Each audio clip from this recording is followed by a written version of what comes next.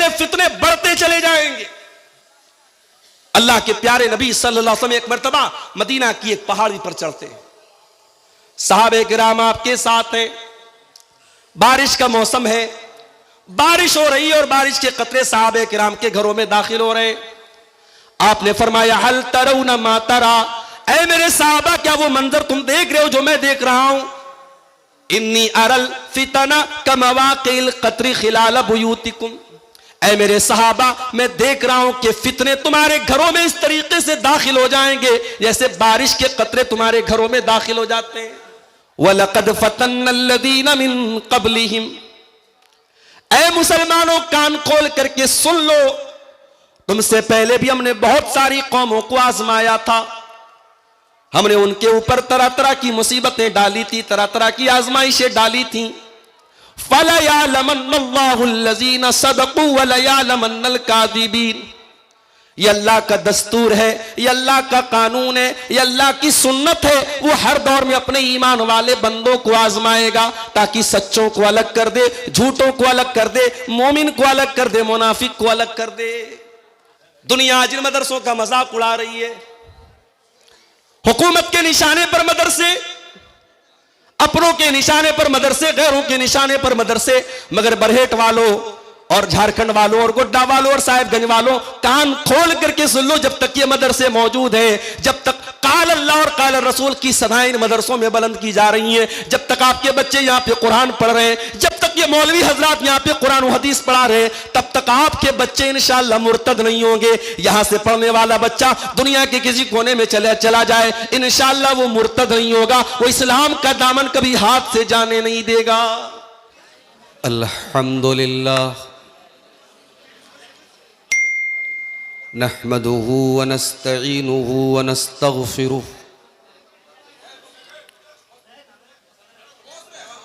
व नऊज़ु बिल्लाहि मिन शुरूरि अनफुसिना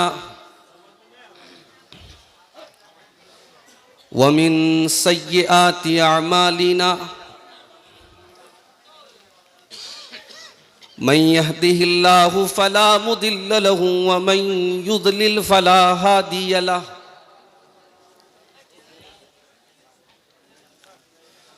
वअशहदु अल्ला इलाहा इल्लल्लाहु वहदहु ला शरीक लह वअशहदु अन्न मुहम्मदन अब्दुहु व रसूलुहु। या अय्युहल्लज़ीना आमनुत्तक़ुल्लाहा हक़्क़ तुक़ातिही व ला तमूतुन्न इल्ला व अंतुम मुस्लिमून। या अय्युहन्नासुत्तक़ू रब्बकुमुल्लज़ी ख़लक़कुम मिन नफ़्सिन वाहिदह व ख़लक़ मिन्हा ज़ौजहा व बत्थ मिन्हुमा रिजालन कसीरन व निसाअ वत्तक़ुल्लाहल्लज़ी तसाअलून बिही वल अरहाम इन्नल्लाहा काना अलैकुम रक़ीबा।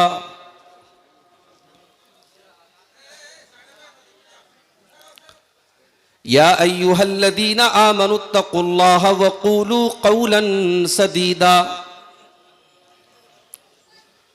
युस्लिह लकुम अअमालकुम व यग़फ़िर लकुम ज़ुनूबकुम व मन युतिइल्लाह व रसूलहु फ़क़द फ़ाज़ फ़ौज़न अज़ीमा।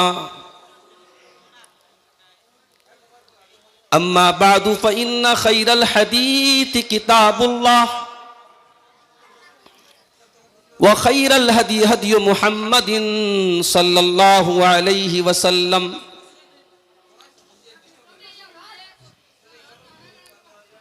व शर्रल उमूरि मुहदसातुहा व कुल्ल मुहदसतिन बिदअह व कुल्ल बिदअतिन ज़लालह व कुल्ल ज़लालतिन फिन्नार। अऊज़ु बिल्लाहि मिनश शैतानिर रजीम। बिस्मिल्लाहिर रहमानिर रहीम। अलिफ लाम मीम। अहसिबन्नासु अन युत्रकू अन यक़ूलू आमन्ना वहुम ला युफ्तनून वलक़द फ़तन्नल्लज़ीन मिन क़ब्लिहिम फ़लयअलमन्नल्लाहुल्लज़ीन सदक़ू वलयअलमन्नल काज़िबीन।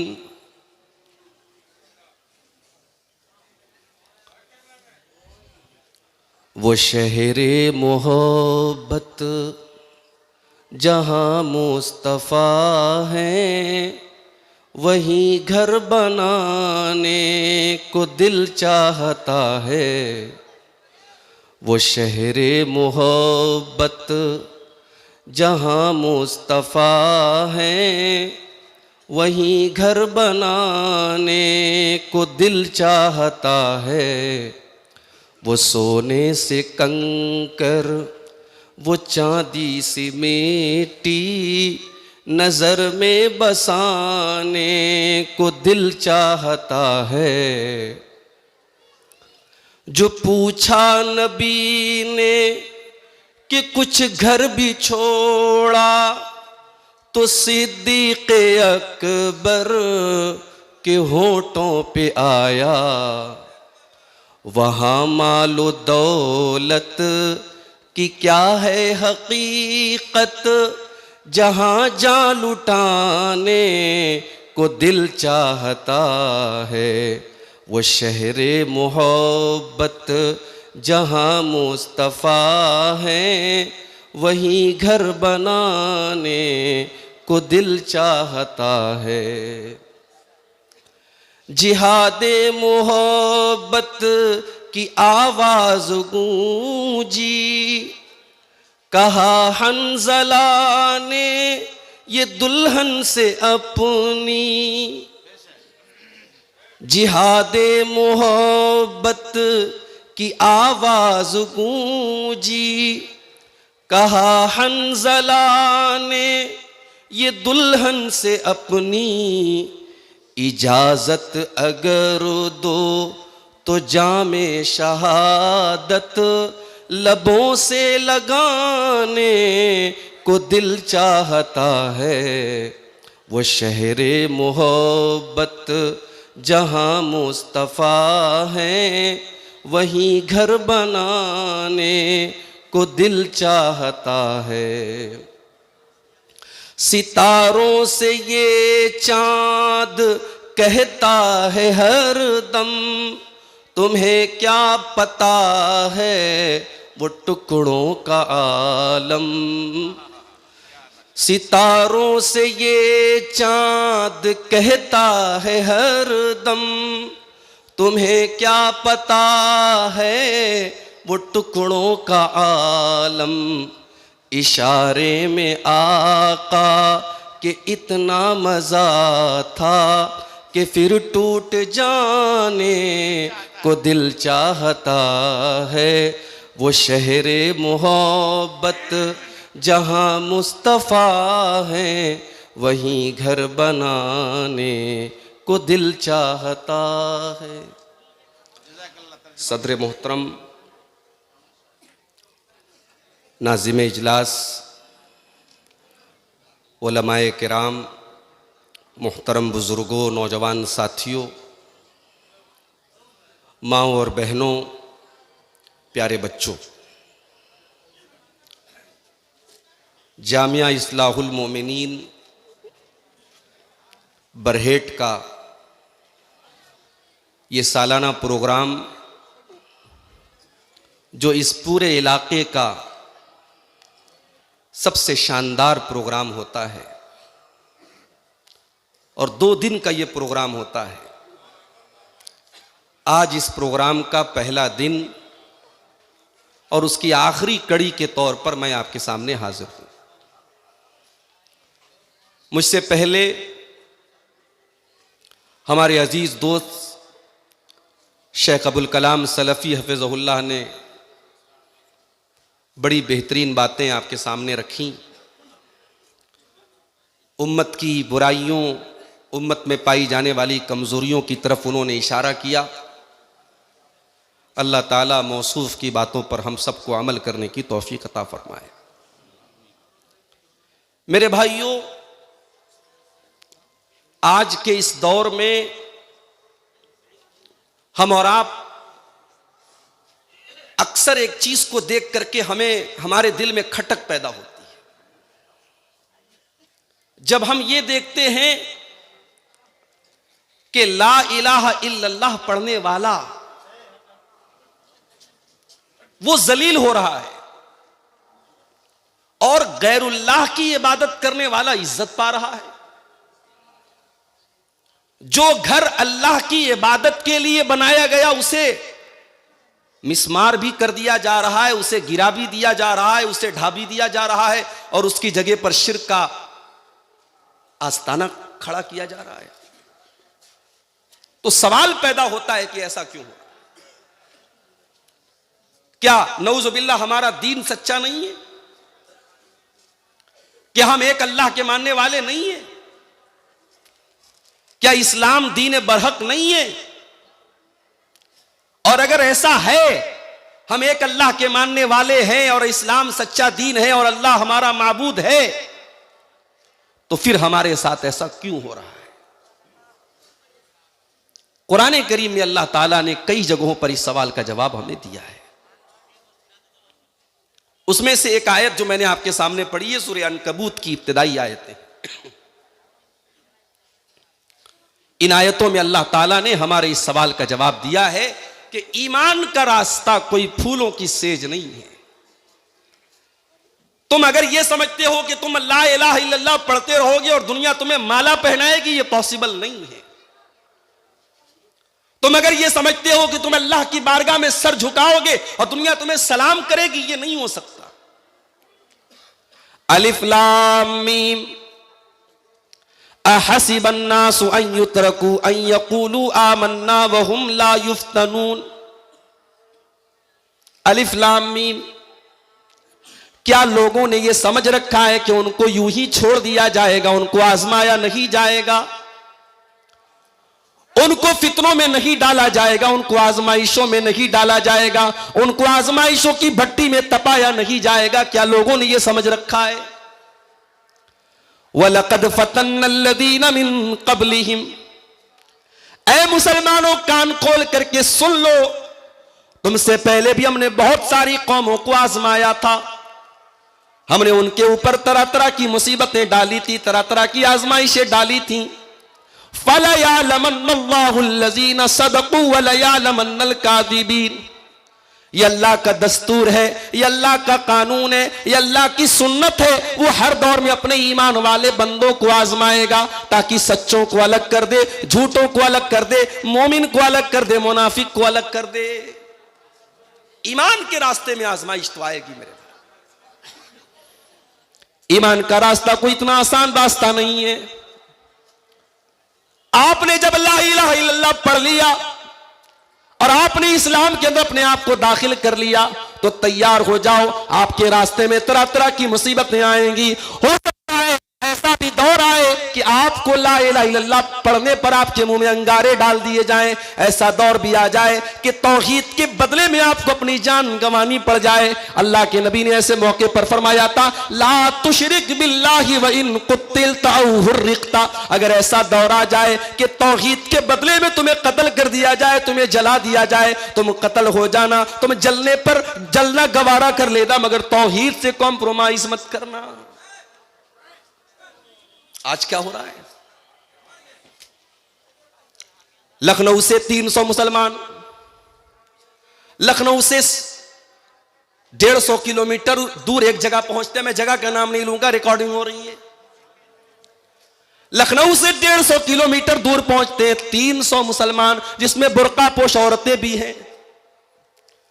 और वहां जाने के बाद एक ऐसी जगह की वो जियारत करने जाते हैं, एक ऐसी जगह का दीदार करने जाते हैं, एक ऐसी जगह का दर्शन करने जाते हैं जहां के बारे में हम सब जानते हैं कि अल्लाह का एक घर गिरा करके वहां बुतखाना बनाया गया। और बड़े डंके की चोट पर कहते हैं, साहब हम तो मुसलमान हैं। मीडिया उन मुसलमानों को हाईलाइट भी करता है, मीडिया की नजर में वो बड़े अच्छे मुसलमान हैं। मीडिया कहता है कट्टर मुसलमानों देखो तुम कैसे मुसलमान हो, देखो ये मुसलमान है, ये इस्लाम के मानने वाले हैं, और मौका आया तो फला के आगे भी सर झुकाने के लिए तैयार हो गए। तुम कैसे मुसलमान हो, तुम्हारे मुंह से तो अल्लाह के सिवा कोई लफ्ज नहीं निकलता। हाय दुनिया वालों, कान खोल करके सुन लो, हमने जब ला इलाहा इल्लल्लाह पढ़ दिया तो ला इलाहा इल्लल्लाह का मतलब यही होता है हमारा सर झुकेगा तो अल्लाह के आगे झुकेगा, हमारी पेशानी अगर झुकेगी तो अल्लाह के आगे झुकेगी। हम किसी का नारा अगर लगाएंगे, किसी की मोहब्बत का तराना अगर गाएंगे, किसी के आगे अगर हम हाथ फैलाएंगे तो वो जात सिर्फ और सिर्फ अल्लाह की जात है, और किसी और के दर में सर झुकाने वाला सब कुछ हो सकता है, मुसलमान नहीं हो सकता। और इस्लाम का दुश्मन यही चाहता है। माफ करना, अगर आपको यह लगता है कि उसे आपकी दौलत से प्रॉब्लम है, नहीं नहीं, नो प्रॉब्लम। अभी मेरे पास मुंबई से एक औरत की कॉल आई, इसी बिहार की, बंगाल की रहने वाली वो खातून इस वक्त मुंबई में रहती हैं। कहने लगी मौलवी साहब, शेख साहब, मेरे वालिद हाई कोर्ट के जज थे, रिटायर हुए हैं, बहुत ऊंची पोस्ट पर थे, आज मुंबई में 3 करोड़ का बंगला उन्होंने बनाया है। मौलवी साहब सब कुछ अच्छा है, मगर मेरे वालिद का दीन से कोई ताल्लुक नहीं है, उन्हें उलमा से नफरत है, उन्हें इस्लाम से नफरत है, वो नाम के मुसलमान है, उनके अंदर दीनदारी नाम की कोई चीज नहीं है।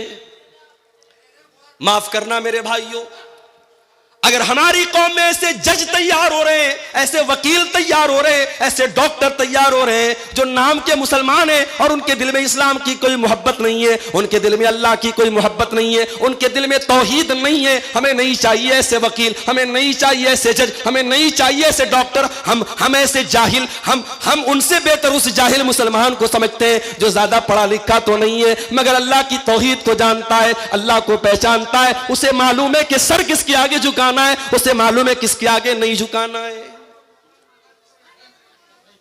और इसीलिए हम कहते हैं दुनिया जिन मदरसों का मजाक उड़ा रही है, हुकूमत के निशाने पर मदरसे, अपनों के निशाने पर मदरसे, गैरों के निशाने पर मदरसे, मगर बरहेट वालों और झारखंड वालों और गोड्डा वालों और साहिबगंज वालों, कान खोल करके सुन लो, जब तक ये मदरसे मौजूद हैं, जब तक काल अल्लाह और काल रसूल की सदाएं इन मदरसों में बुलंद की जा रही हैं, जब तक आपके बच्चे यहाँ पे कुरान पढ़ रहे हैं, जब तक ये मौलवी हजरात यहाँ पे कुरान और हदीस पढ़ा रहे हैं, तब तक आपके बच्चे इंशाअल्लाह मुर्तद नहीं होंगे। यहाँ से पढ़ने वाला बच्चा दुनिया के किसी कोने में चला जाए, इंशाअल्लाह वो मुर्तद नहीं होगा, वो इस्लाम का दामन कभी हाथ से जाने नहीं देगा। हम गरीबों की पूंजी क्या है मेरे भाई? हम गरीबों के मकान बड़े छोटे छोटे हैं, झोपड़पट्टियों में रहने वाले और मामूली दुकान चलाने वाला और मजदूरी करने वाला मुसलमान भी अगर आज इस्लाम की मोहब्बत उसके सीने में मौजूद है, अल्लाह की तौहीद उसके सीने में मौजूद है, रब्बे काबा की कसम वो उस अरबपति से बेहतर है जिसने बड़े पैसे कमा लिए, जिसने बड़ी प्रॉपर्टी बना ली, बहुत बड़ा बिजनेस संभाल लिया, मगर गाय को देख करके हाथ जोड़ता है, गाय के पेशाब को लेकर पी जाता है और शर्मगाह को देखकर उसकी इबादत करता है। उस गैर मुस्लिम से, उस मुशरिक से, उस काफिर से वो जाहिल मुसलमान बेहतर है। अपनी तौहीद पर नाज करो मेरे भाई।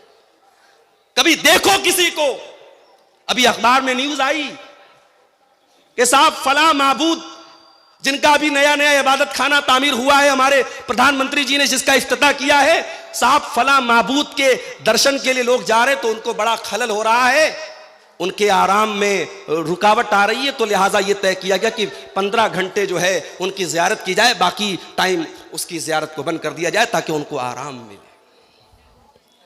ये यूट्यूबर लोग समझ रहे हैं मैं क्यों इशारों में बात कर रहा हूं, ये बड़े खतरनाक लोग हैं। ये अच्छी बात को किस तरीके से सही गलत रंग दे दिया जाए और गलत थंबनेल लगा दिया जाए, कोई यूट्यूबर से पूछे। तकरीर में जो बात नहीं आई है वो आपको थंबनेल पे मिलेगी, आदमी खोलेगा यार अब्दुल गफ्फार साहब ने क्या कहा, अंदर कुछ मौजूद नहीं है। अल्लाह के वास्ते मेरे यूट्यूबर भाइयों, बुरा ना मानना, मुझे शौक नहीं आप पर किसी तरीके की पाबंदी लगाने का, मगर आप अपनी हरकतों को सुधार लो मेरे भाई। आपकी वजह से बड़ी परेशानियां खड़ी हो रही हैं उलमा के लिए।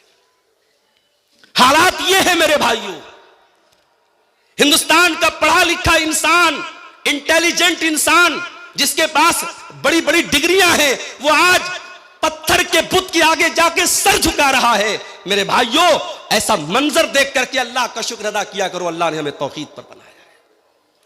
और जब तौहीद के इस रास्ते पर आए हो तो कान खोल करके सुन लो, ये फूलों की सेज नहीं, ये कांटों का रास्ता है। इस्लाम का दुश्मन कभी नहीं चाहेगा कि आपकी पेशानी एक अल्लाह के आगे झुके। अल्लाह ने कुरान के दूसरे पारे में फरमाया, वला यज़ालून युकातिलूनकुम हत्ता यरुद्दूकुम अन दीनिकुम।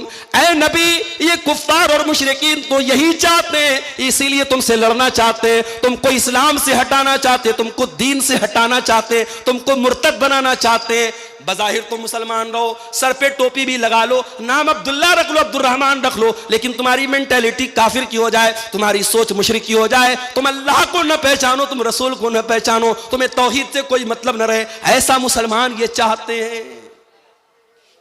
फितनों का दौर है मेरे भाई, और ये फितने कम नहीं होंगे, ये बढ़ते चले जाएंगे। फितना किसको कहते हैं? एक औरत जाती है अपने सोने का कंगन लेकर के सोनार के पास, और सोनार से कहती है कि जरा इसको देख लो, इसका वजन क्या है और इसका कितना पैसा मुझे मिलेगा। सोनार ने तराजू पे रखा, कंगन का वजन निकला 5 ग्राम। फिर सोनार ने अपनी कसौटी पर परखा कि इस सोने के कंगन के अंदर ओरिजिनल सोना कितना है। उस कसौटी पर जब उसने परखा, उसने कहा, मोहतरमा, आपके 5 ग्राम के कंगन का जो ओरिजिनल वजन है वो तो 4 ग्राम है, इसके अंदर 1 ग्राम तो मिलावट है। हमारे ईमान की, हमारे तौहीद की, हमारे दीन की मिलावट, खरे और खोटे को अलग करने के लिए अल्लाह ताला ने दुनिया में तरह तरह के फितरों को भेजा है मेरे भाइयों, ताकि ईमान में खरा क्या है खोटा क्या है अलग हो जाए। और कयामत के पहले फितने बढ़ते चले जाएंगे। अल्लाह के प्यारे नबी सल्लल्लाहु अलैहि वसल्लम एक मर्तबा मदीना की एक पहाड़ी पर चढ़ते हैं, सहाबे किराम आपके साथ हैं, बारिश का मौसम है, बारिश हो रही है और बारिश के कतरे सहाबे किराम के घरों में दाखिल हो रहे हैं। आपने फरमाया, हल तरौना मा तरा, ऐ मेरे सहाबा, क्या वो मंजर तुम देख रहे हो जो मैं देख रहा हूं? इन्नी अरल फितना कमवाकिल कतरी खिलाल बुयूतिकुम, ऐ मेरे सहाबा, मैं देख रहा हूं कि फितने तुम्हारे घरों में इस तरीके से दाखिल हो जाएंगे जैसे बारिश के कतरे तुम्हारे घरों में दाखिल हो जाते हैं। बारिश होती है, आप खिड़की बंद कर ले, दरवाजे बंद कर ले, तब भी बौछार अंदर आ जाती है। अल्लाह के नबी ने क्या मिसाल दी है कि ऐ मेरे सहाबा, फितने इस कदर आएंगे कि जिस तरीके से बारिश की बूंदें और बारिश की बौछार तुम्हारे घरों में कमरे बंद करने के बावजूद और दरवाजे बंद करने के बावजूद और खिड़की बंद करने के बावजूद आ जाती है, फितनों की चिंगारी और फितनों की बौछार तुम्हारे घरों में पहुंच जाए। मेरे भाइयों, आज की मेरी तकरीर का उन्वान यही है, मौजूदा दौर के बड़े बड़े फितने क्या हैं और इन फितनों से बचने का रास्ता क्या है। बड़ा अहम टॉपिक है। मैं जानता हूं रात का आखिरी वक्त है, बड़ा मुश्किल वक्त होता है एक मुकर्रिर के लिए रात को 1 बजे 1:30 बजे तकरीर करना। उसे तकरीर सुनाने से ज्यादा इस बात की फिक्र होती है ये नींद का टाइम है, आराम का टाइम है, लोगों को मैं क्या सुनाऊं कि वो यहां पे ठहर जाएं, थम जाएं, रुक जाएं। मगर मैं आज आपके सामने बड़े अहम टॉपिक पर बात कर रहा हूं। इस दौर के बड़े बड़े फितने क्या हैं, गौर से सुनिएगा, इंशाअल्लाह कुछ बातें आप यहां से लेके जाएंगे। इस दौर का सबसे बड़ा फितना ईमान को खतरे में डालने वाली चीजों का फितना है। कभी गौर करना, बड़े बड़े कॉलेजों में आपका बेटा भागलपुर में पढ़ रहा है, आपकी बेटी कलकत्ता में पढ़ रही है, कुरान से दूर है, वो हदीस से दूर है, उलमा से दूर है, दीन के इल्म से दूर है, मदरसे से दूर है। आपका वो बेटा, आपकी वो बेटी, आपको लग रहा है साहब वो तो मेडिकल की तैयारी कर रहा है, वो तो इंजीनियरिंग की तैयारी कर रही है। आपके उस बेटे और बेटी के अंदर स्लो पॉइजन डाला जा रहा है इस्लाम से नफरत। आपकी बेटी कलकत्ता में 3 साल रहने के बाद जब घर आती है, उसे नकाब अच्छा नहीं लगता, उसे पर्दा अच्छा नहीं लगता, बाहर निकलने लगती है, माँ कहती है बेटा नकाब में निकल, कहती है माँ तू कैसी पुराने दौर की बात करती है, मैं पढ़ी लिखी लड़की हूं, मैं मेडिकल की तैयारी कर रही हूं, मैं इंजीनियरिंग की तैयारी कर रही हूं, मुझे पर्दा की क्या जरूरत है। लड़का भागलपुर में मेडिकल की तैयारी कर रहा है, मस्जिद से दूर है, उलमा से दूर है, दीन से दूर है, उसके गांव में जलसा हो रहा है, लोग कहते चल जलसे में चल तकरीर सुन ले, कहता मुझे जलसे में जाने की कोई जरूरत नहीं, मुझे बहुत नॉलेज है। मेरे प्यारे भाइयों, एक बड़ी तादाद में हमारा नौजवान ऐसा तैयार हो रहा है जिसके दिल में न अल्लाह की मोहब्बत है, न रसूल की मोहब्बत है, न उलमा की मोहब्बत है। हाँ, वो मेडिकल का बहुत अच्छा स्टूडेंट है, वो इंजीनियरिंग का बहुत अच्छा स्टूडेंट है, वो बहुत पैसा कमा रहा है, वो दुनिया का बहुत बड़ा जानकार है, उसके पास अपनी डिग्री की बड़ी नॉलेज है, मगर दीन की उसके पास कोई नॉलेज नहीं है। और ऐसे ही लोगों के बारे में अल्लाह कुरान में कहता है, यालमून ज़ाहिरम मिनल हयातिद दुनिया व हुम अनिल आखिरति हुम गाफिलून। ओ लोगों, तुम्हें दुनिया की तो बहुत नॉलेज है, बहुत जानकारी है, मगर दीन के मामले में तुम बिल्कुल लापता हो। इस आयत की तफसीर में इमाम सुफियान सौरी कहते हैं, ओ लोगों, बाज लोग इतने अक्लमंद होते हैं, इतने जीनियस होते हैं, अगर वो सोने के सिक्के को अपने उंगली के नाखून पर रख ले तो अपने उंगली के नाखून पर रख करके वो सोने के सिक्के का वजन बता देंगे। वमा काना युहसिनु अन युसल्ली रकातैन, लेकिन 2 रकात नमाज पढ़ने का उसको तरीका नहीं आता है। मैं दावे के साथ कहता हूं, मैं चैलेंज के साथ कहता हूं, आज कितने नौजवान लड़के आपको मिल जाएंगे, कितनी नौजवान लड़कियां आपको मिल जाएंगी, बड़ी पढ़ी लिखी है, बड़ी काबिल है, लेकिन 2 रकात नमाज का तरीका पूछ लो, नहीं बता पाएंगे। ऐसी नॉलेज किस काम की मेरे भाई? माफ करना, किसी को अगर यह लगता है अब्दुल गफ्फार साहब हायर एजुकेशन के खिलाफ हैं, आला तालीम के खिलाफ हैं, मेडिकल की तालीम के खिलाफ हैं, इंजीनियरिंग की तालीम के खिलाफ हैं, वल्लाह आपने मेरी बात का मतलब नहीं समझा। मेरा तो खुद इरादा है, अल्लाह ने तौफीक दी, अपनी एक बेटी को इंशाअल्लाह डॉक्टर बनाऊंगा, अगर अल्लाह ने उसके मुकद्दर में लिखा होगा। मैं आला तालीम के खिलाफ नहीं, मगर मैं ये चाहता हूं कि मेरी कौम का बेटा कल जब डॉक्टर बनकर के आए तो एक मुसलमान डॉक्टर बनकर के आए। उसका मकसद सिर्फ मरीजों की जेब से पैसा निकालना ना हो। वो जब मरीज का इलाज करे तो मरीज को दवा देते वक्त कहे कि भाई देखो, मैं डॉक्टर हूं, मैं तुम्हें दवा दे रहा हूं, मगर शिफा देने वाला अल्लाह है, उससे लौ लगाना, उससे दुआ करना, और साथ में दवा खाना, तुम्हें आराम मिल जाएगा इंशाअल्लाह।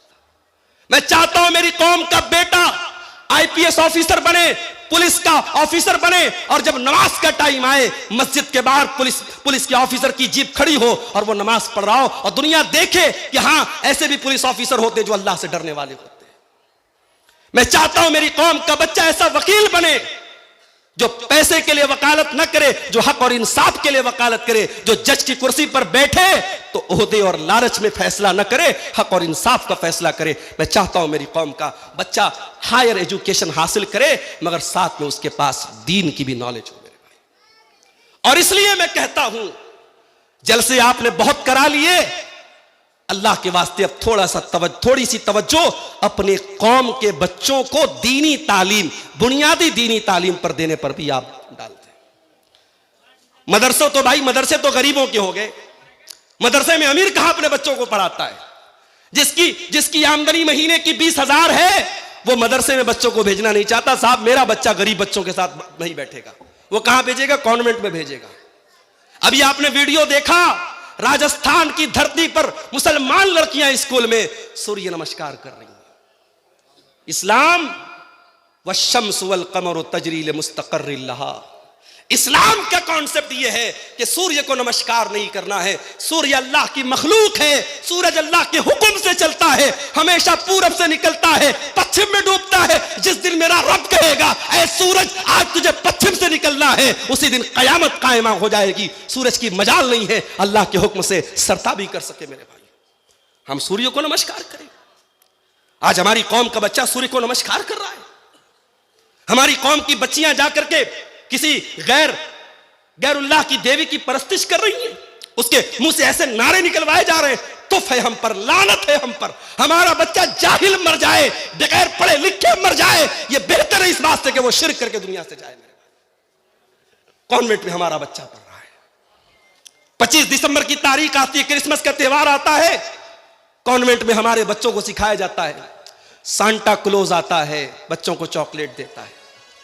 बच्चे के दिमाग में फिट किया जा रहा है, आज चॉकलेट मिल रही है। क्यों मिल रही है भाई? आज क्रिसमस है। ये क्रिसमस क्या है? आज गॉड को बेटा पैदा हुआ है। आपके बच्चे को सिखाया जा रहा है कि आज गॉड के बेटे का बर्थडे है। अल्लाह अकबर। हम जिस अल्लाह की इबादत करते हैं उसका कोई बेटा नहीं है। कुल हुवल्लाहु अहद अल्लाहु समद लम यलिद वलम यूलद वलम यकुल लहू कुफुवन अहद। वो अल्लाह एक है, वो अल्लाह बेनियाज है, उसका कोई बेटा नहीं, वो किसी का बेटा नहीं, कोई उसके बराबर नहीं। अपने बच्चों को दीन की तालीम दो मेरे भाइयों। अपनी मस्जिदों में अच्छी तनख्वाह पर उलमा को मकतब में पढ़ाने के लिए रखो। और आपका जो बच्चा कॉन्वेंट में जाता है, आपकी जो बच्ची स्कूल में जाती है, 1 घंटे के लिए सही, 1.5 घंटे के लिए सही, 2 घंटे के लिए सही, अपने बच्चों और बच्चियों का मकतब का इंतजाम करो। और अगर आपको नहीं समझ में आता है, चलो मेरे साथ हैदराबाद की सरजमीन पर, चलो मेरे साथ बेंगलोर की सरजमीन पर, चलो मेरे साथ मुंबई की सरजमीन पर, मैं दिखाता हूं आपको। स्कूल में पढ़ने वाले बच्चे मस्जिदों में 1 घंटा आके पढ़ते हैं और उनको सारी नमाज की दुआएं याद हैं, उनको अकीदे की मोटी मोटी बातें याद है, उन्हें मालूम है अल्लाह कौन है, उन्हें मालूम है रसूल कौन है, उन्हें मालूम है सहाबा कौन है। मेरे भाइयों, अपने बच्चों को यह तालीम दिलाओ। फितनों का दौर है ये। हालात इस लेवल पर पहुंच गए। हमारे उत्तर प्रदेश के बरेली शहर में 8 साल मदरसे में पढ़ने वाली बच्ची, उसके बारे में न्यूज आई कि साहब वो गैर मुस्लिम हो गई, मुर्तद हो गई। अच्छा, अल्लाह का शुक्र है कि उस लड़की का ताल्लुक ऐसे मसलक से था जिस मसलक के लोगों ने बाकायदा स्टेज पर ये नज़में पढ़ी हैं कि मैं हिंदू तो हूं, वहाबी नहीं हूं। जिस मसलक के स्टेज से ये आवाज दी गई कि मैं हिंदू तो हूं, वहाबी नहीं हूं, और अहले हदीस मसलक का मजाक उड़ाया गया और अपनी कौम को बताया गया तुम हिंदू हो जाना मगर वहाबी मत बनना। आज उस कौम की 8 साल मदरसे में पढ़ने वाली बच्ची आज इस्लाम का दामन छोड़ देती है। मेरे भाई, हम इस कौम को कहां लेके जा रहे हैं? अभी आपने वो वीडियो भी देखा होगा फेसबुक पर, एक मुसलमान को दूसरे मुसलमान लोग पकड़ते और कहते बोल आला हजरत जिंदाबाद, बोल वहाबी मुर्दाबाद, बोल फला काफिर। उस मुसलमान को दूसरे मुसलमान लोग पकड़ करके उससे ये नारे लगवाते हैं। अगर यही इस्लाम है तो जब हमारे मुसलमान को गैर मुस्लिम पकड़ करके अपने मजहब का नारा लगवाता है और उसकी जो है मॉब लिंचिंग करता है तो हम क्यों रोते हैं? वही काम तो अपने मुसलमान भाई के साथ हम कर रहे हैं। नफरत की ये पाठशालाएं बंद कर दो मेरे भाई। तुम्हारे नबी ने बड़े पत्थर खाए हैं मगर दिलों को जोड़ा है। तुम्हारे नबी ने बड़ी तकलीफें सही हैं मगर दिलों को जोड़ा है। तुम अपनी पेट की दुकानों की खातिर आज लोगों को तोड़ रहे हो। आज मीडिया में आप देखें, मीडिया वालों को अच्छी तरीके से पता है कि मुसलमानों में कितने सेक्ट हैं, कितने फिरके हैं, कौन वहाबी है, कौन देवबंदी है, कौन बरेलवी है, कौन शिया है, सब पता है मीडिया वालों को। मीडिया वाले भी बड़े होशियार हैं। दूसरे मसलक के उलमा को माइक लगा के उनके मुंह में माइक डाल के पूछे बताइए आपका फला मसलक के बारे में क्या कहना है, उनके बारे में क्या कहना है, उनके मुंह से उगलवाना चाहते हैं। मेरे भाइयों, इत्तेहाद पैदा करो। और आओ, जब इत्तेहाद की बात आई है, मैं कुरान की वो आयत आपके सामने पढ़ता हूं। इत्तेहाद अगर पैदा करना है, यूनिटी पैदा करना है, एकता पैदा करना है, कुरान ने तरीका बता दिया। वातसिमू बिहब्लिल्लाहि जमीया, तुम अल्लाह की रस्सी को मिलकर के थाम लो। वला तफर्रकू, और आपस में फिरकों में न बंटना। आपस में तुम इख्तिलाफ न करना, तुम फिरका बंदी न करना। तुम्हें अगर एक होना है, तुम्हें मुत्तहिद होना है तो अल्लाह की रस्सी को थाम लो। अय अल्लाह तेरी रस्सी क्या है? आओ अल्लाह के नबी से पूछते हैं, अय अल्लाह के नबी अल्लाह की रस्सी क्या है? आपने फरमाया इन्नी क़द तरक्तु फ़ीकुम शैअैन लन तज़िल्लू बादहुमा, मैं 2 चीजें तुम्हारे बीच में छोड़ के जा रहा हूं, जब तक तुम उनको थामे रहोगे कभी गुमराह नहीं हो सकते। एक अल्लाह की किताब और एक उसके नबी की सुन्नत है। अभी आज जुमा मैंने तेतरिया में पढ़ाया, रास्ते में मडरों में रुका। एक साहब पूछने लगे, मौलवी साहब शबे बारात का रोजा रखना कैसा है? अहले हदीस पूछ रहा है कि शबे बारात का रोजा रखना कैसा है। नोट कर लो मेरी बात, शबे बारात नाम की कोई चीज ही नहीं है इस्लाम में। 15 शाबान की रात की फजीलत में, उस दिन रोजा रखने की फजीलत में कोई सही हदीस नहीं आई है। हां, शाबान का महीना, इस महीने के बारे में अल्लाह के नबी की सही हदीस है कि साल भर के जो आमाल होते हैं बंदों के, वो अल्लाह के सामने इसी महीने में पेश किए जाते हैं। इसलिए अल्लाह के नबी रमजान के बाद अगर सबसे ज्यादा किसी महीने में रोजा रखते थे तो शाबान में रखते थे। शाबान का महीना स्टार्ट हो चुका है, आप रोजा रखिए, जितना रोजा रख सकते हैं रखिए। हां, अगर आप 1 तारीख से लेकर 15 तारीख तक आपने रोजा नहीं रखा है तो 15 के बाद मत रखिए, क्योंकि 15 के बाद आप रखेंगे तो रमजान के रोजे पर असर पड़ेगा। हां, अगर आप शुरू से रखते चले आए तो पूरे शाबान में आप रख सकते हैं, कोई हर्ज की बात नहीं। लेकिन खास तौर से 15 शाबान का रोजा रखना यह सही नहीं है। इख्तिलाफ अगर हो रहा है उसको आप कुरान और हदीस से दूर कीजिए। रजब का महीना गुजरा, 27 रजब की तारीख आई, बहुत सारे लोग 27 रजब को एक नमाज पढ़ते हैं साहब, सलाते अल्फिया, 1000 रकात नमाज, रोजा रखते हैं, कहते हैं उस दिन रोजा रखने से गुनाह माफ हो जाते हैं। हमारे उलमा बैठे, पूछो इनसे, मेराज का वाकया आया पेश अल्लाह के नबी के साथ, लेकिन कौन से महीने में आया, कौन सी तारीख में आया, कोई कंफर्मेशन नहीं मिलता है, कोई तारीख नहीं मिलती है। सीरत की किताबें कहती है बहुत इख्तिलाफ है। आपने तारीख मुकर्रर कर ली। मेरे प्यारे साथियों, आज ये इख्तिलाफ भी उम्मत के लिए बहुत बड़ा फितना बन चुका है। अपने इख्तिलाफात को दूर करो और आओ अल्लाह के नबी की सुप्रीम कोर्ट में लेकर के आ जाओ। ये वो सुप्रीम कोर्ट है जिसके डिसीजन को ठुकराने वाला मोमिन ही नहीं रह जाएगा। अल्लाह कुरान में फरमाता है, फला वरब्बिका ला युमिनूना हत्ता युहक्किमूका फीमा शजर बैनहुम सुम्मा ला यजिदू फी अनफुसिहिम हरजम मिम्मा क़ज़ैता व युसल्लिमू तस्लीमा।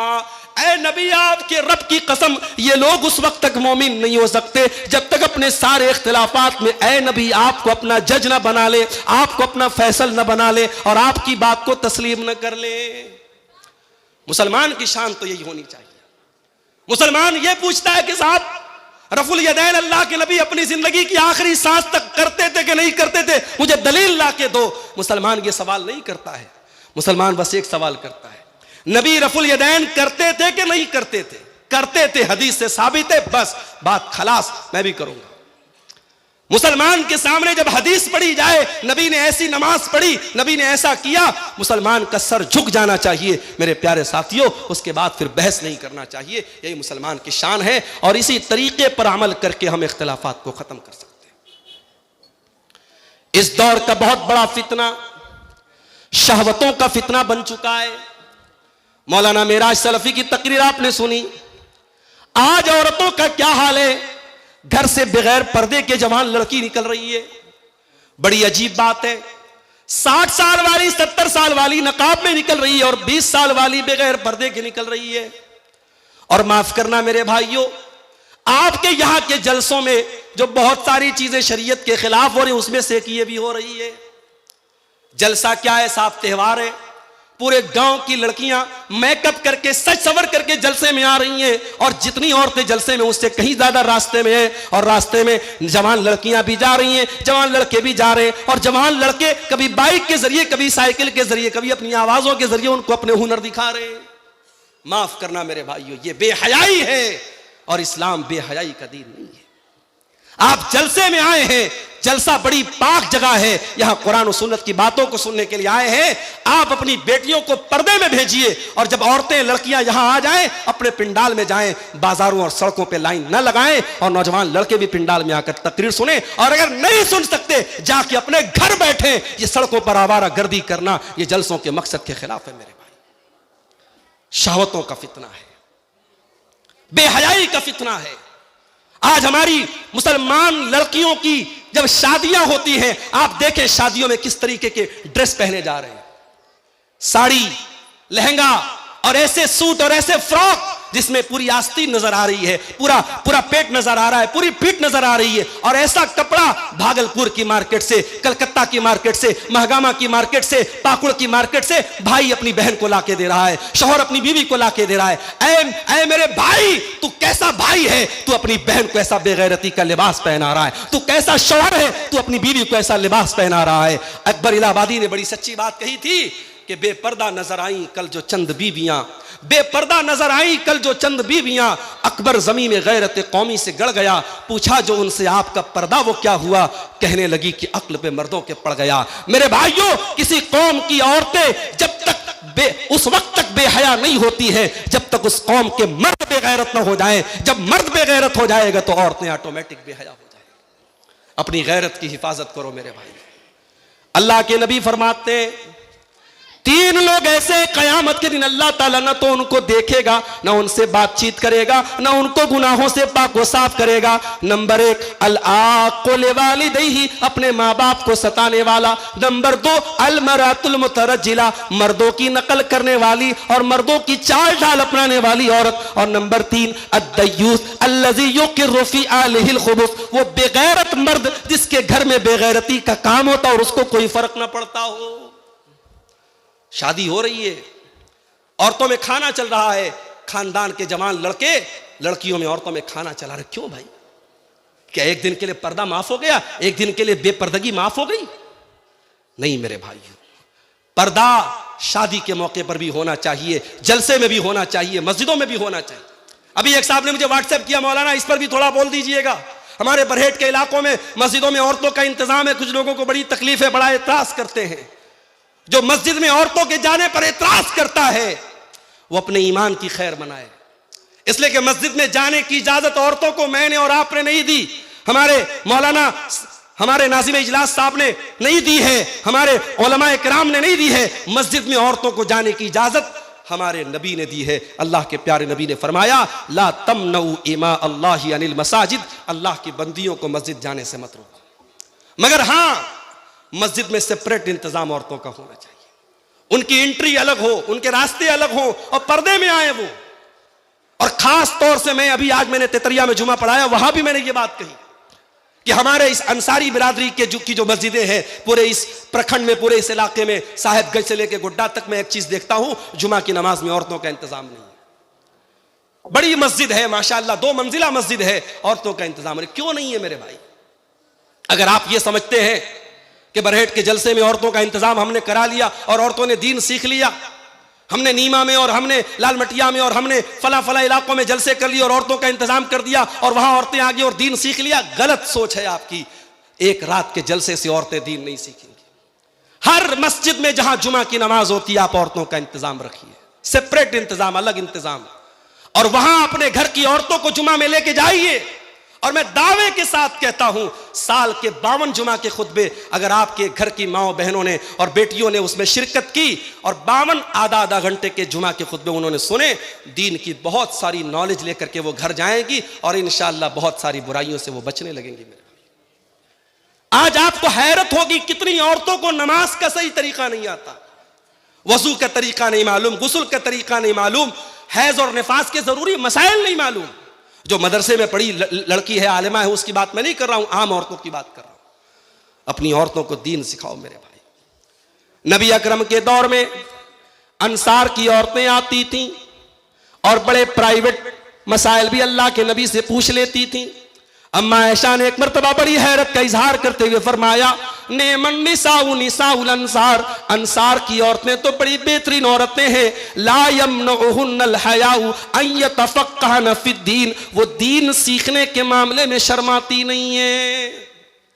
अपनी औरतों को दीन सिखाओ मेरे भाई, ऐसा दीनदार बनाओ अपनी बेटियों को कि तुमको मसला पूछना पड़े तो अपनी बेटी से पूछो। हजरत अबू बकर सिद्दीक को देखो, आखिरी टाइम है, इंतकाल का टाइम है, उनकी बेटी हजरत आयशा उनसे मिलने के लिए आती है, बाप का आखिरी टाइम है और अबू बकर सिद्दीक अपनी बेटी से सवाल करते हैं, ऐ मेरी बच्ची, अल्लाह के नबी के कफन में कितने कपड़े थे? अबू बकर सिद्दीक कौन है? नबी के यार गार हैं, नबी के सबसे खास सहाबी हैं, मगर कफन कितना था अल्लाह के नबी का? ये तो जाहिर है कि अल्लाह के नबी के घर वाले ज्यादा बेहतर बता पाएंगे। पूछा, बेटी अल्लाह के नबी के कफन में कितने कपड़े थे? हजरत आयशा ने कहा, अब्बा जान, अल्लाह के नबी के कफन में 3 कपड़े थे, 3 सूती चादरें थी, प्लेन चादरें थी। कहा है मेरी बेटी, जब तुम मुझे कफनाना, एक मेरा कपड़ा है जो बीमारी के दिनों में मैं पहना करता था, उस कपड़े में मुझे कफनाना और 2 कपड़े और ले लेना। अम्मा आयशा ने फरमाया, अब्बा जान, हम इतने गए गुजरे तो नहीं है, आपको पुराने कपड़े में हम नहीं कफनाएंगे, आपके लिए नए कपड़े का इंतजाम करेंगे, नई कफन की चादरें लाएंगे। अबू बकर सिद्दीक कहते हैं, ऐ मेरी प्यारी बेटी, इन्नमा हुवा लिल मुहला इन्नल हय्या अहक्कु बिल जदीद, ऐ मेरी बेटी, जो भी कपड़ा तो मुझे पहनाएगी उसे तो मिट्टी में मिल जाना है, उसे तो गल जाना है, उसे तो खत्म हो जाना है। ऐ मेरी बेटी नया कपड़ा किसी जिंदा इंसान को पहना देना, मुर्दे को नया कपड़ा पहनाने की जरूरत नहीं है। ये सहाबा थे मेरे भाई। मरने के टाइम भी ये फिक्र रहती थी कि मेरा कफन दफन सुन्नत के मुताबिक। आज कितने मुसलमान हैं मरने के बाद उनके घर में तीजा हो रहा है, 10वां हो रहा है, बरसी हो रही है, 40वां हो रहा है, कुरान खानी हो रही है, कितने काम बिदअत के हो रहे हैं, शरीयत के खिलाफ हो रहे हैं। खबरदार, अगर आपको यह लगता है आपके मरने के बाद आपके घर में कोई बिदअत होगी, आप वसीयत करके जाइए, अपने घर वालों से कह के जाइए, अपने बेटों से कह के जाइए, मेरे जनाजे की नमाज सुन्नत के मुताबिक पढ़ाई जाए, मुझे दफनाया जाए सुन्नत के मुताबिक, मुझे कफनाया जाए सुन्नत के मुताबिक। आप वसीयत करके जाइए मेरे भाई। तो आज फितनों का दौर है मेरे भाई, और फितने ऐसे फितने पैदा हो रहे हैं। अल्लाह के नबी फरमाते बादिरू बिला माली फितनन, ऐसा दौर आने वाला है, फितनों का ऐसा दौर आने वाला है, युस्बिहुर रजुल मुमिनन व युमसी काफिरा, सुबह कोई इंसान मोमिन होगा और शाम होते होते काफिर हो जाएगा, शाम को मोमिन होगा और सुबह होते होते काफिर हो जाएगा। उस वक्त के आने के पहले तुम नेकी के कामों में जल्दी कर लो, जल्दी कर लो मेरे भाई। अब इंतजार में मत रहो कि मौलाना मुर्तजा साहब तकरीर करेंगे नमाज पर तब हम नमाज की पाबंदी करेंगे, अब्दुल गफ्फार साहब जब नमाज पर बोलेंगे तब हम नमाज की पाबंदी करेंगे। अब इंतजार मत करो मेरे भाई, कब किसकी मौत का कौन सा बहाना आ जाए, कब किसकी मौत का परवाना आ जाए, कौन सी बीमारी कब किसको आ जाए, हम नहीं बता सकते। आज तो वो दौर हो गया मेरे भाई। मेरे उस्ताद मोहतरम बनारस के जामिया सल्फिया के हमारे उस्ताद मौलाना उबैदुल्लाह तैयब साहब, 20 फरवरी को मैसेज आया कि मौलाना की तबीयत बहुत खराब है, दुआ करें। 21 को मैसेज आया बहुत हालत सीरियस है, दुआ करें। 22 को मैसेज आया इंतकाल हो गया।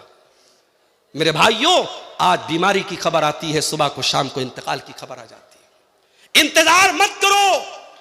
अगर अल्लाह ने दौलत दी है और आप सेहतमंद हैं, इंतजार मत करो 60 साल के हो जाएंगे तब हज कर लेना। जाओ जल्दी से हज का फॉर्म भरो, हज कर लो, उम्रा का फॉर्मेलिटी पूरी करो और उम्रा कर लो। नमाज नहीं पढ़ते हो तो नमाज पढ़ो।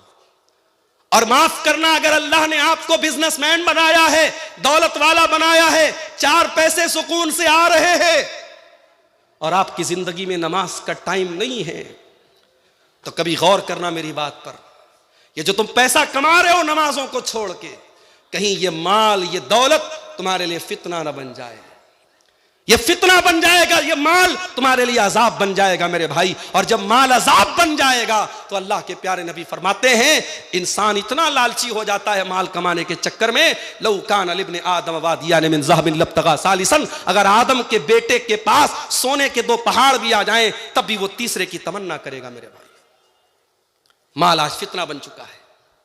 आज हमारा नौजवान लॉटरी के जरिए अमीर बनना चाहता है, जुआ के जरिए रातों रात अमीर बनना चाहता है। हमारा नौजवान सट्टाबाजी में हिस्सा ले रहा है। ऑनलाइन बहुत सारे फालतू किस्म के जुआ वाले ऐप आ रहे, उन ऐप्स के जरिए पैसा कमा रहा है। अल्लाह के वास्ते हलाल तरीके से पैसा कमाओ, ये हराम तरीके छोड़ दो। अगर इनके जरिए तुम लखपति बन भी गए, करोड़पति बन भी गए, वो दौलत काम आने वाली नहीं है। एक दिन वो दौलत तुम्हारे लिए बर्बादी का सबब बनेगी मेरे भाई। हलाल तरीके से पैसा कमाओ। अल्लाह के नबी फरमाते याती अलन्नासी ज़मानुन ला युबालिल मर्उ मिन ऐना खज़ल माल, वो जमाना भी लोगों पर आने वाला है जब इंसान परवाह नहीं करेगा माल किस तरीके से कमा रहा है, हलाल तरीके से कमा रहा है या हराम तरीके से कमा रहा है। ये माल किस तरीके से हम कमा रहे, इसका भी हिसाब अल्लाह ताला क्या देना है। अल्लाह के प्यारे नबी सल्लल्लाहु अलैहि वसल्लम फरमाते ला तज़ूलु कदमा इब्ने आदम मिन इंदि रब्बिही यौमल क़ियामा, इंसान क़यामत के दिन हिल नहीं सकता जब तक 5 सवालों का जवाब न दे दे। उन 5 सवालों में ये सवाल भी किया जाएगा, व अन मालिही मिन ऐन इक्तसबहु व फ़ीमा अनफ़क़हु, माल तूने कहां से कमाया और कहां खर्च किया। माल कमाओ मेरे भाई।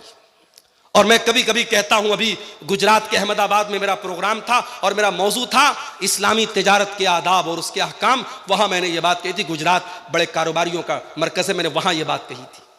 मैंने कहा था हमारी कौम को कारोबारियों की भी जरूरत है। जब कारोबारियों की बात आती है, हम कहते हैं साहब मारवाड़ी बड़े कारोबारी होते हैं, गुजराती बड़े कारोबारी होते हैं, सिंधी बड़े कारोबारी होते हैं।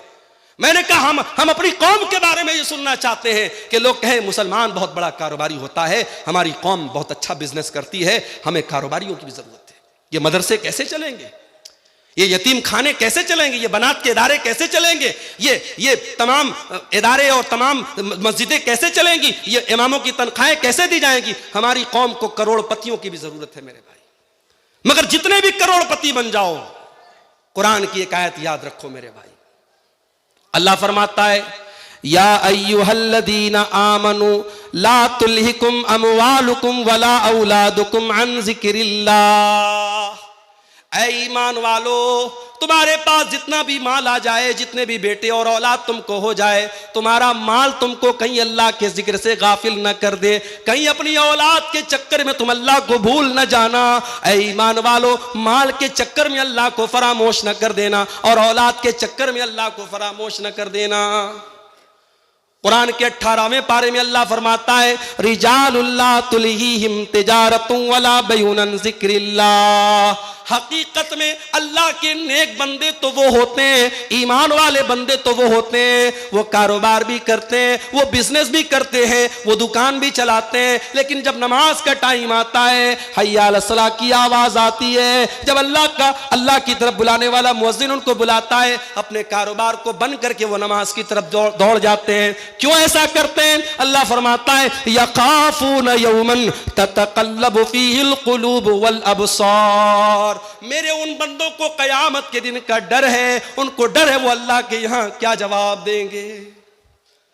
आज हमारे नौजवान सोशल मीडिया के भी बड़े दीवाने हैं।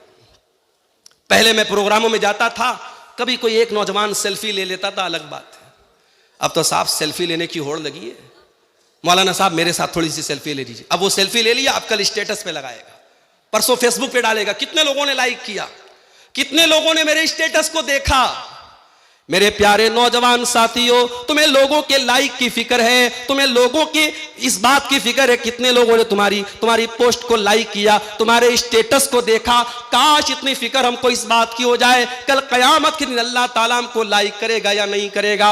ओ फेसबुक पर फिल्टर करके अपने चेहरों को खूबसूरत बनाने वाले मेरे नौजवान भाइयों, मेरी बहनों, जो अपने फोटोज को सोशल मीडिया पर डाल रही हो, कहीं कयामत के दिन हमारे इन खूबसूरत चेहरों को अल्लाह ताला जहन्नम की आग में न डाल दे। वजूहु यौमइज़िन अलैहा गबरा तरहकुहा कतरा उलाइका हुमुल कफरतुल फजरा। अल्लाह कुरान में कहता है, कयामत के दिन कुछ ऐसे भी चेहरे आएंगे जो बड़े गंदे होंगे, बड़े धूल से अटे हुए होंगे, जहन्नम की आग में डाले जाएंगे। ये काफिरों के चेहरे होंगे, ये बुरे लोगों के चेहरे होंगे, ये अल्लाह के नाफरमानों के चेहरे होंगे। फेसबुक पर आपने अपने फोटो को फिल्टर के जरिए खूबसूरत कर लिया, कल कयामत के दिन अपने चेहरे को जहन्नम की आग से कैसे बचाओगे मेरे भाइयों? उसकी चिंता भी कर लो।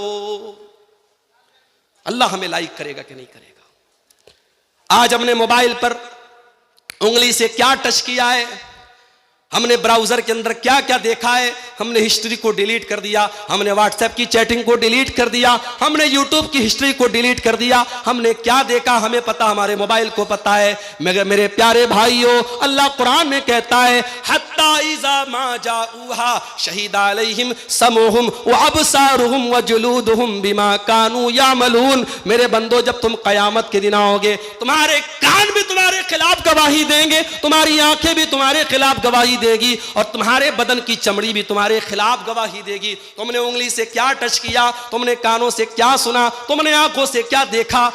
आज फेसबुक की रील्स चल रही है, रील्स चल रही है, आलिम भी देख रहा है, मौलाना साहब भी देख रहे हैं, हाफिज जी भी देख रहे हैं। रील्स में अच्छी भी चीजें आ रही हैं, बुरी चीजें भी आ रही हैं। मेरे भाइयों, ऐसी चीज देखते ही क्यों हो जिसके अंदर हराम और हलाल दोनों चीजें आ रही है? मत देखो इन सब चीजों को, इसलिए कि आप जो देख रहे हैं आपकी आंखें सब कैप्चर कर रही हैं। मोबाइल का कैमरा पता नहीं कितने मेगापिक्सल का है, मगर हमारी आंखों में जो अल्लाह ताला ने मेगापिक्सल रखा है, ये आंखें सब रिकॉर्ड कर रही हैं। और कुरान कहता है कयामत के दिन ये आंखें वो सारी रिकॉर्डिंग पेश करेंगी, कान सब पेश करेगा, चमड़ी सब पेश करेगी। वक़ालू लिजुलूदिहिम लिमा शहिदतुम अलैना। और इंसान कहेगा अपनी चमड़ी से कि तू कैसे बोल रही है, मैंने क्या क्या टच किया था, तू कैसे बता रही है। अपनी चमड़ी के ऊपर हैरत करेगा कि आज मेरी उंगली कैसे बोल रही है, मेरे बदन की त्वचा कैसे बोल रही है। कालू अंतकनल्लाहुल्लज़ी अंतक कुल्ल शै। वो चमड़ी बोलेगी, वो हमारे बदन की त्वचा बोलेगी, आज अल्लाह ने हमको बोलना सिखाया और हम बताएंगे तूने कहां कहां टच किया था। 14 फरवरी की तारीख गुजरी, हमारी कौम का बच्चा, हमारी कौम की बेटियां, हमारे कौम के बेटे भी बेहयाई के इस दिन को कलकत्ता में मना रहे थे। कोई होटलों में मना रहा है, कोई पार्कों में मना रहा है, कोई रेस्टोरेंट में मना रहा है। आज इज्जत व आबरू की धज्जियों को उड़ाया जा रहा है, आज ज़िनाकारी की जा रही है, बदकारी की जा रही है। मेरे प्यारे भाइयों, जिस कमरे में आपने गलत काम किया होगा, जिस होटल के रूम में आपने ज़िनाकारी की होगी, कल क़यामत के दिन वो जगह भी गवाही देगी। इज़ा ज़ुल्ज़िलतिल अर्ज़ु ज़िलज़ालहा व अख़रजत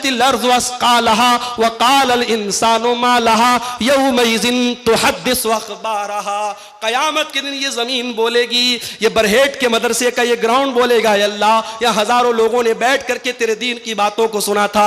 ये धरती बोलेगी, क्या 2 दिन तक प्रोग्राम होता रहा, अय अल्लाह तेरा कुरान पढ़ा जाता रहा, तेरे नबी की हदीसें पढ़ी जाती रही, और जहां हमने गुनाह किया होगा, जहां हमने पाप किया होगा, वो धरती भी कयामत के दिन बोलेगी। मेरे भाइयों, उस दिन हम अल्लाह को क्या जवाब देंगे, इसकी भी हम फिक्र कर लें। इसलिए नमाज की पाबंदी करो मेरे भाई, कारोबार खूब करो, खूब पैसा कमाओ, मगर नमाज के टाइम नमाज पढ़ो, नमाज के मामले में लापरवाही मत करो। और अगर आपको यह लगता है 5 टाइम की नमाज में आधा घंटा आपने नमाज में लगा दिया, 2.5 घंटा आपने अल्लाह की बारगाह में लगा दिया, अगर आपको ऐसा लगता है कि इससे आपके कारोबार में घाटा हो जाएगा, आपके कस्टमर कुछ कम आएंगे, आपका माल कुछ कम बिकेगा, अल्लाह कुरान में इसका भी जवाब देता है, इन्नल्लज़ीना यतलूना किताबल्लाहि व अक़ामुस्सलाता व अनफ़क़ू मिम्मा रज़क़नाहुम सिर्रन व अलानियतन यरजूना तिजारतन लन तबूर। ऐ मेरे बंदो, जो कुरान की तिलावत करता है, जो नमाज कायम करता है, जो हमारी रोजी को अल्लाह के रास्ते में खुल करके और छुप करके खर्च करता है, यरजूना तिजारतन लन तबूर, वो ऐसी तिजारत कर रहा है, वो ऐसा व्यापार कर रहा है, वो ऐसा बिजनेस कर रहा है जिसमें घाटा होने वाला नहीं है। इस कारोबार में कभी घाटा होने वाला नहीं है। आप नमाज की पाबंदी कीजिए मेरे भाइयों। और आगे बढ़िए। इस दौर का बहुत बड़ा फितना यह भी है, जो काम उलमा से लेना चाहिए वो हम जाहिलों से ले रहे हैं, या जाहिल ना कहूं, जाहिल भारी लफ्ज हो जाएगा, हम गैर उलमा से उलमा का काम ले रहे हैं। मैं नाम नहीं लूंगा, इसी झारखंड के इलाके में, इसी गोड्डा और साहेबगंज के इलाके में बड़े बड़े प्रोग्रामों में फजीलतुल शेख करके ऐसे लोगों को बुलाया जा रहा है जो आलिम नहीं है। बड़े बड़े बोल्ड लेटर्स में उनका नाम पोस्टर पे आता है, जबकि पूरा हिंदुस्तान जानता है वो आलिम नहीं है, वो कुरान की आयतें ढंग से नहीं पढ़ता है, वो मसले मसाइल गलत बयान करता है। लेकिन हमारे झारखंड की सरजमीन माशाअल्लाह, हमारा ये इलाका, ये बड़ा सखी इलाका है। आ जाओ भाई, तुम यूट्यूब पर तुम्हारे बड़े फॉलोअर हैं, आ जाओ, हम तुम्हें ऊंचा मकाम देने को तैयार हैं। माफ करना मेरे भाइयों, अल्लाह आपसे ये भी पूछेगा कि आपके उलमा मर गए थे, आपने गैर उलमा को उलमा का मकाम क्यों दिया।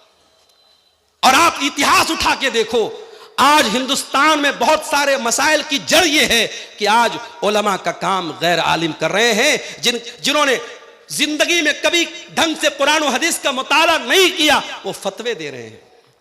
मैं कहता हूं आपके इसी सरजमीन के मुफ्ती अब्दुल अजीज हक्कानी साहब थे, अल्लाह गरीक रहमत करे, इतने बड़े मुफ्ती थे, मगर ऐसा कभी नहीं हुआ होगा। आप गए होंगे, आपने कोई फतवा पूछा होगा, मुफ्ती साहब ने फट से कह दिया हलाल है हराम नहीं। तहकीक करने के बाद, मुताला करने के बाद एक आलिम जो होता है वो जवाब देता है। इमाम मालिक रहमतुल्लाह अलैह इतने बड़े इमाम थे अपने दौर के, उनसे 40 मसले पूछे गए, 39 मसलों के जवाब में उन्होंने कहा ला अदरी, आई डोंट नो, मैं नहीं जानता। 39 मसलों में उन्होंने कहा मैं नहीं जानता, 40वें मसले के बारे में जवाब दिया। इतना बड़ा इमाम 39 बार कहता है ला अदरी, मैं नहीं जानता, उसके इल्म पर कोई फर्क नहीं पड़ा। यहां सूटेड बूटेड होकर के एक आदमी स्टेज पर आता है और कहता है आस्क मी, मुझसे सवाल करो, मैं तुम्हारे सवाल का जवाब दूंगा। और जो भी सवाल किया जाता है हर सवाल का वो जवाब देता है। मेरे प्यारे भाइयों, कयामत की एक निशानी ये भी अल्लाह के नबी ने बताई है कि उलमा को छोड़ करके लोग जाहिलों को अपना मुफ्ती बना लेंगे।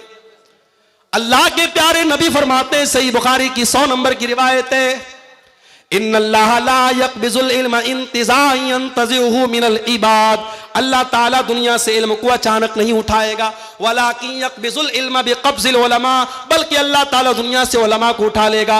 हत्ता इज़ा लम युबक़ि आलिमन, यहाँ तक कि जब उलमा दुनिया से चले जाएंगे, इत्तख़ज़न नासु रुऊसन जुहाला, लोग जाहिलों को अपना सरदार बना लेंगे और जाहिलों से फतवा पूछेंगे।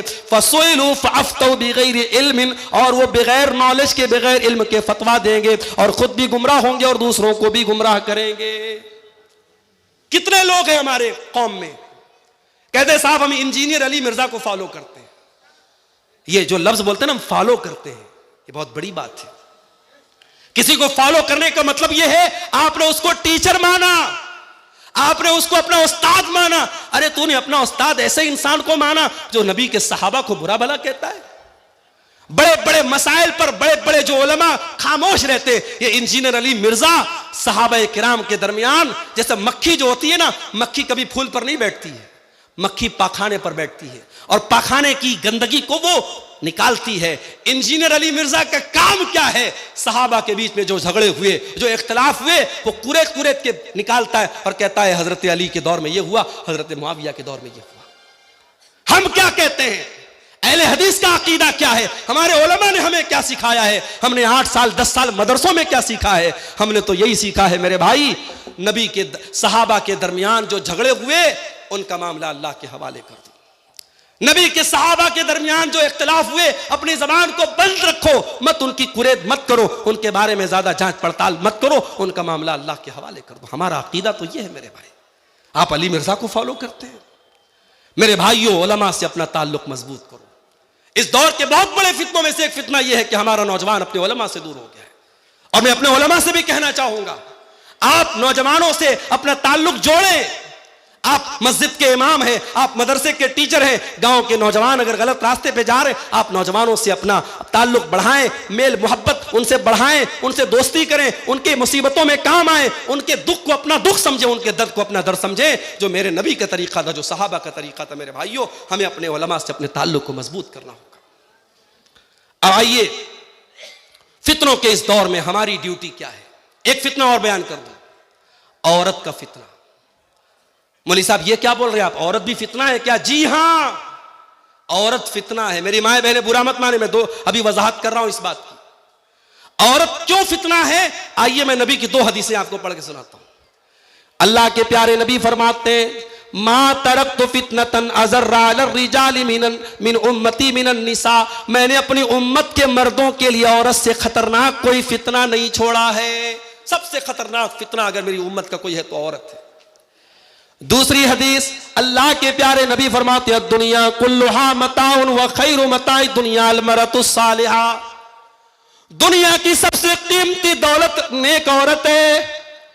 ऐ अल्लाह के नबी, आपकी 2 बातें अलग अलग क्यों हैं? एक तरफ आप कहते हैं दुनिया का सबसे बड़ा फितना औरत है, और एक तरफ आप कहते हैं कि दुनिया की सबसे बड़ी दौलत औरत है।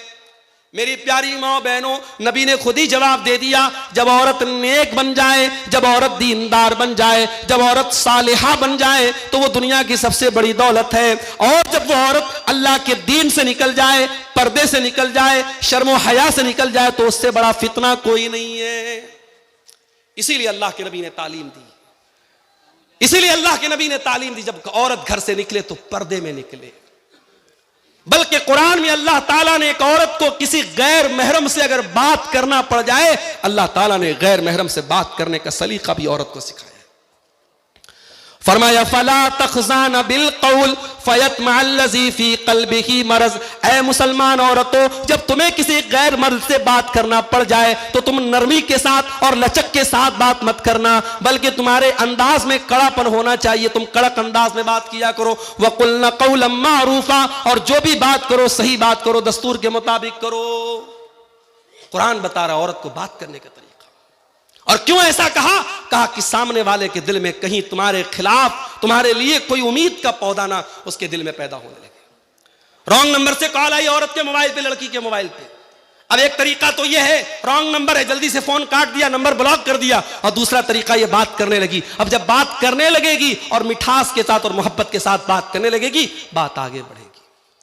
कितने कितने वाकयात इस बात के गवाह हैं कि रॉन्ग नंबर से आने वाली एक कॉल और गलत नंबर से आने वाला एक मैसेज वो जाकर के खत्म होता है ज़िनाकारी और बदकारी पर। मेरी माँ और बहनों, बड़े अदब के साथ कहना चाहता हूं, मोबाइल आपके लिए बड़ा खतरनाक हथियार बन चुका है।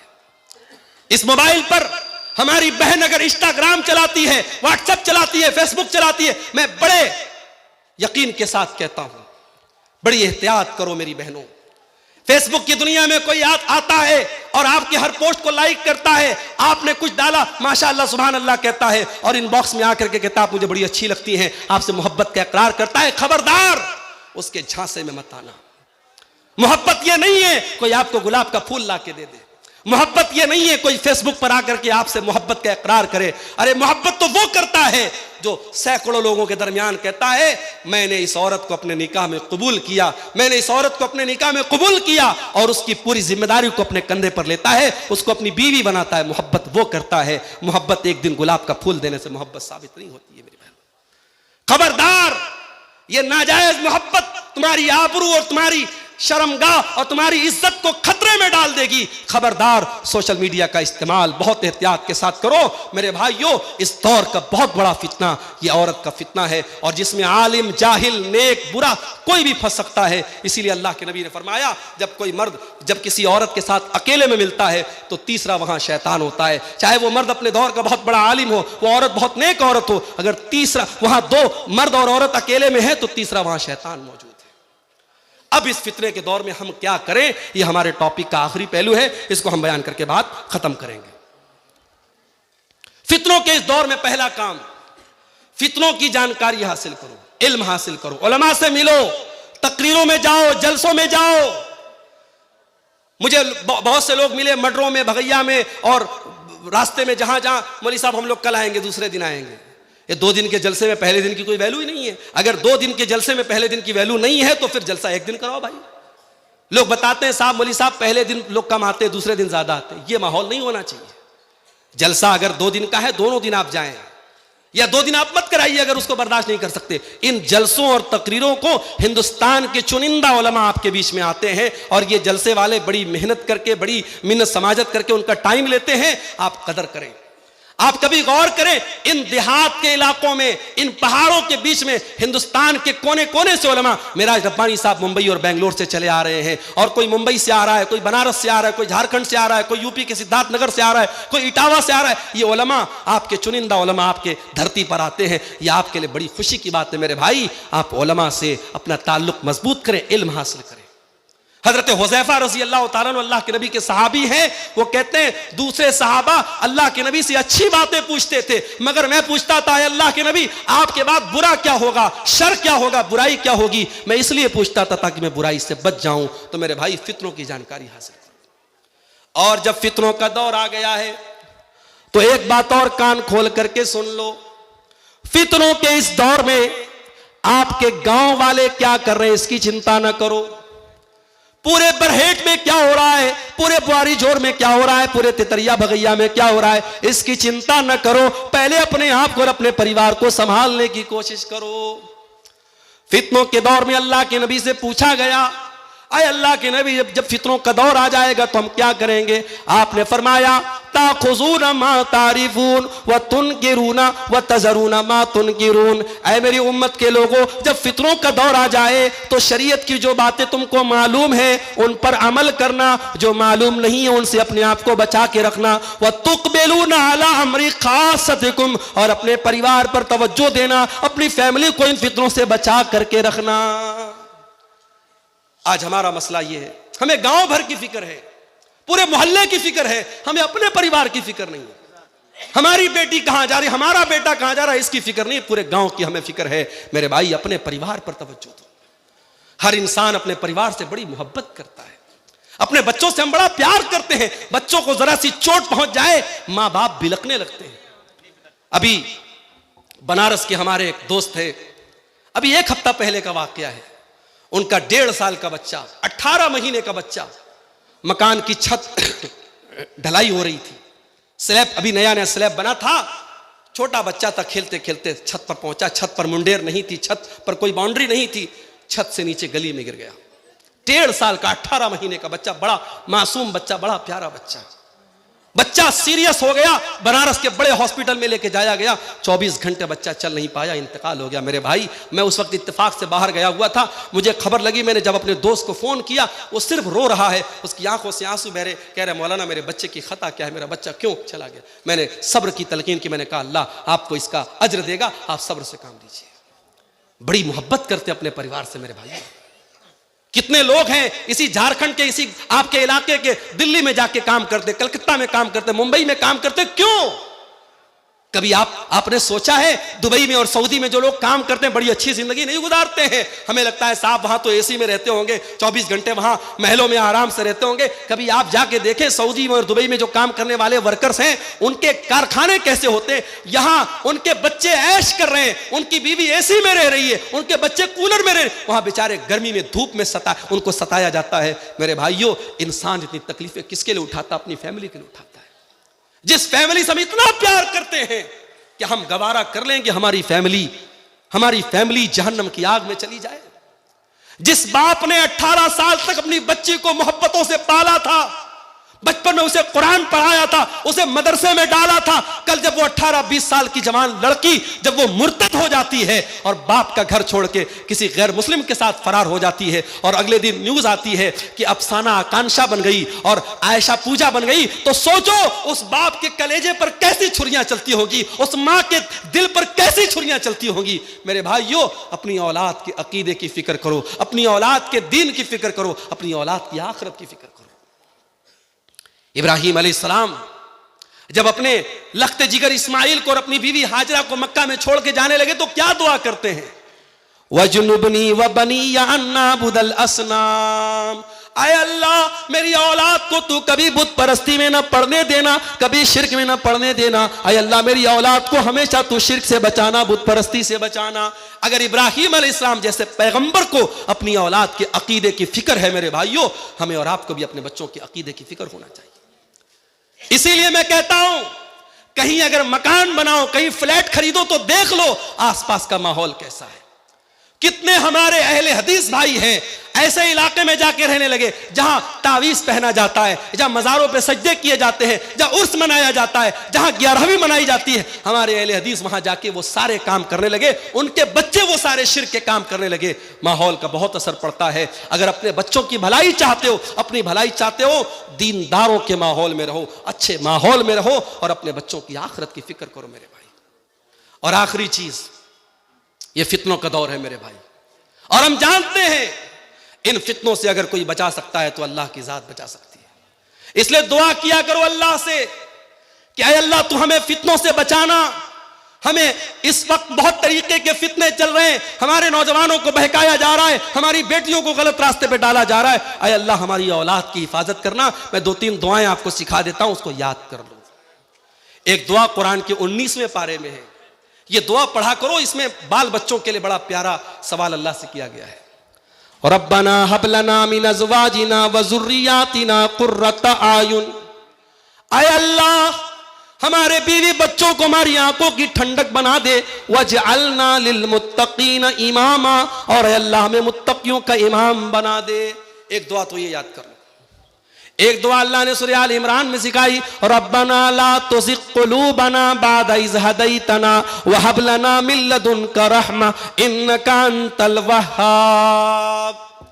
आय अल्लाह, जब तूने हमको हिदायत का रास्ता दिखा दिया, इस्लाम का रास्ता बता दिया, आय अल्लाह अब गलत रास्ते पर हमको कभी न डालना, हमको हिदायत पर आने के बाद कभी गलत रास्ते पे न जाने देना, हमको हमेशा बचाना। ये 2 दुआ पढ़ा करो, ये कुरान की दुआ है। और तीसरी दुआ मैं जो सिखा रहा हूं आपको, ये अल्लाह के नबी ने हदीस में हमको बताया है। अल्लाहुम्मा सब्बित क़ल्बी अला दीनिक। आय अल्लाह तू दिलों का मालिक है, आय अल्लाह मेरे दिल को अपने दीन के ऊपर साबित कदम कर दे, मेरे दिल को अपने दीन पर जमा दे। अल्लाहुम्मा इन्नी अऊज़ु बिका मिनल हौरि बादल कौर। आय अल्लाह, इस्लाम पर आ जाने के बाद अब मैं गलत रास्ते पे ना चला जाऊं, तो मुझे मेरी हिफाजत फरमाना, मुझे गलत रास्ते पर जाने से मुझे बचाना। इन दुआओं को मेरे भाइयों याद कर लो। ये दुआएं हमारा बहुत बड़ा सहारा है, इन दुआओं को कभी हल्के में मत लेना। और ये याद रखना, जितना अल्लाह तबारक व तआला की ज़ात पर आपका यकीन कामिल होगा उतना अल्लाह ताला इन फितनों से आपको बचाएगा। मेरे प्यारे भाइयों, अल्लाह से दुआ कीजिए रब्बुल आलमीन हमको हर किस्म के फितनों से महफूज रखे। परवरदिगार हमारे बीवी बच्चों को इन तमाम फितनों से जिनका मैंने जिक्र किया, चाहे वो माल का फितना हो, चाहे वो शहवतों का फितना हो, चाहे वो इर्तिदाद का फितना हो, अल्लाह हमारे परिवार की हिफाजत फरमाए। अल्लाह आज के इस प्रोग्राम में जो भाई बहन हमारे आए हैं, अल्लाह ताला सबको कहने सुनने से ज़्यादा अमल करने की तौफीक अता फरमाए। कल का दिन भी इंशाअल्लाह बड़ा अहम है और हमारी जमात के बड़े उलमा कल भी मौजूद रहेंगे। आप हजरात कल भी प्रोग्राम में ज़रूर शिरकत करें। अल्लाह ताला हमारे इन दोनों दिनों की हाज़िरी को कबूल फरमाए। अल्लाह ताला हमें दुनिया और आखिरत की कामयाबी नवाज़े, आमीन। रब्बना तक़ब्बल मिन्ना इन्नका अंत समीउल अलीम व तुब अलैना इन्नका अंत तव्वाबुर रहीम। व सल्लल्लाहु तआला अला नबीना मुहम्मद व अला आलिहि व सहबिहि अजमईन।